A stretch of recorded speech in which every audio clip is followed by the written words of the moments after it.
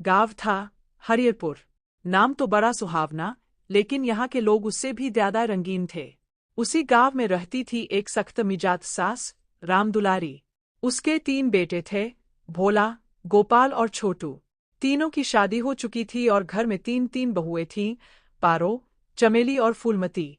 अब नाम सुनकर मत समझ लेना कि ये तीनों बहुएं फूल जैसी सीधी होंगी। अरे भाई, ये तो ऐसी थीं कि पूरे गांव में इनकी नोकझोंक का ढोल बजता रहता था। शुरुआत झगड़े की। सुबह का समय था। रामदुलारी आंगन में बैठी हुक्का गुरगुरा रही थी। तभी पारो रसोई से चिल्लाई, अरे चमेली, तू फिर से मेरा आटा उठा ली। अपने लिए नहीं गूंथ सकती क्या? चमेली भी कहा चुप रहने वाली थी, तेरा आटा? अरे घर का आटा सबका होता है, तेरे बाप का नहीं। इतने में फूलमती भी कूद पड़ी, हाँ हाँ, और जो घी तू छुपाकर रखती है, वो क्या गाँव वालों का है? बस फिर क्या था? तीनों बहुएं एक दूसरे पर ऐसे टूट पड़ी जैसे मुर्गे लड़ रहे हों। आवाज इतनी तेज कि पड़ोस की काकी भी कान खड़े कर सुनने लगी। सास का गुस्सा। रामदुलारी ने हुक्का पटकते हुए कहा, अरे चुप हो जाओ तुम तीनों, सुबह सुबह कलेजा जला देती हो। पारो बोली, अम्मा, देखो ना, ये चमेली हर बार मेरा सामान उठा लेती है। चमेली ने तुरंत जवाब दिया, और ये पारो हर चीज में खुद को रानी समझती है। फूलमती बोली, अम्मा, असली झगड़ा तो इन दोनों का है, मैं तो बस सच्चाई बता रही हूँ।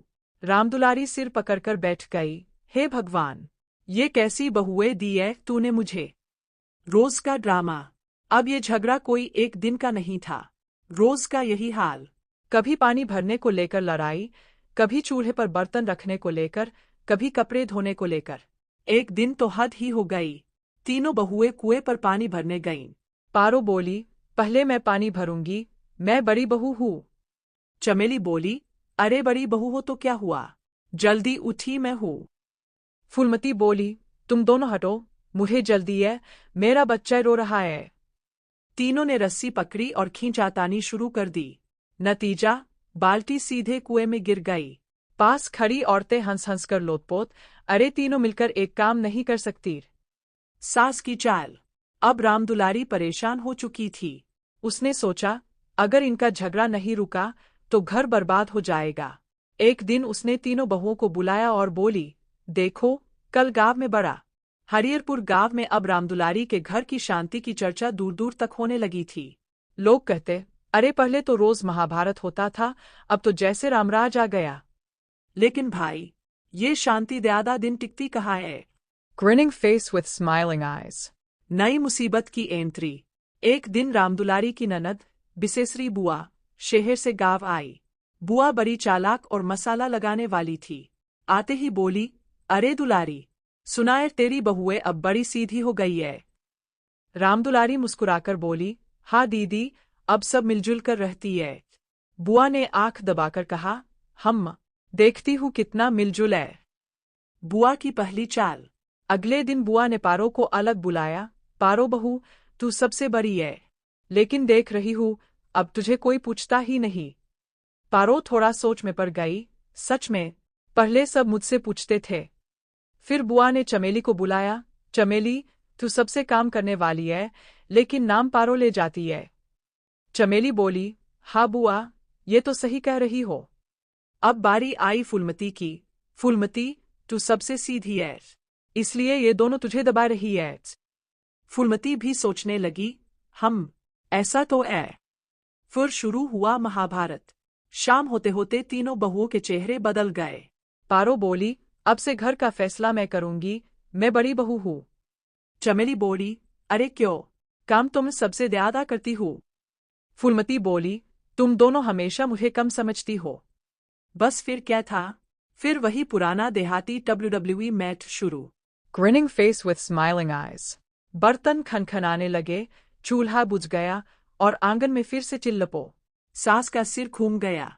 रामदुलारी ने माथा पकड़ लिया, हे भगवान, ये फिर से कैसे शुरू हो गया? उसे तुरंत समझ आ गया, ये सब बिसेसरी बुआ का काम है। सास की नई चाल। रामदुलारी ने सोचा, इस बार कुछ तगड़ा करना पड़ेगा। अगले दिन उसने ऐलान किया, कल घर में बड़ा भोज होगा, गांव के सारे लोग आएंगे। तीनों बहुएं कौंक गई, इतना बड़ा काम? रामदुलारी बोली, हाँ, और जो बहू सबसे अच्छा काम करेगी उसे इस बार सोने की चूड़ी मिलेगी। अब फिर से तीनों के दिमाग में लालच। Grinning face with smiling eyes. काम का बंटवारा। पारो बोली, मैं पूड़ी बनाऊंगी। चमेली बोली, मैं सब्जी बनाऊंगी। फूलमती बोली, मैं मिठाई बनाऊंगी। लेकिन अंदर ही अंदर तीनों सोच रही थी, इस बार तो मैं ही जीतूंगी। मजेदार गड़बड़। भोग वाले दिन सुबह से ही काम शुरू हो गया। हरियरपुर गांव में अब रामदुलारी का घर फिर से हंसी खुशी से भर गया था। तीनों बहुएं, पारो, चमेली और फूलमती, अब पहले से ज्यादा समझदार हो गई थीं। लेकिन भाई, गांव की कहानी में ट्विस्ट ना आए, ऐसा कैसे हो सकता है? Grinning face with smiling eyes. नई मुसीबत, मोबाइल वाली माया। एक दिन छोटू शहर से एक स्मार्टफोन लेकर आया। छोटू बोला, अम्मा, अब जमाना बदल गया है, ये मोबाइल है, इससे सब कुछ होता है। तीनों बहुएं तो जैसे जादू देख रही थी, अरे इसमें फोटो भी आता है, गाना भी बजता है। बस यहीं से शुरू हुई नई देहाती डिजिटल लड़ाई। मोबाइल किसका? पहले दिन ही झगड़ा शुरू। पारो बोली, मैं बड़ी बहू हूँ, मोबाइल पहले मैं चलाऊंगी। चमेली बोली, अरे काम मैं ज्यादा करती हूँ, हक मेरा है। फूलमती बोली, मुझे भी सीखना है, मैं भी चलाऊंगी। तीनों मोबाइल को ऐसे पकड़ने लगीं जैसे लड्डू का आखिरी टुकड़ा हो। Face with tears of joy. Selfie का संग्राम। चमेली ने किसी तरह मोबाइल छीन लिया और बोली, चलो, मैं फोटो खींचती हूँ। तीनों खड़ी हुई, लेकिन फोटो खींचते ही पारो बोली, अरे मेरा चेहरा काला क्यों दिख रहा है? फूलमती, और मैं इतनी मोटी क्यों लग रही हूँ? चमेली, अरे ये मोबाइल खराब है।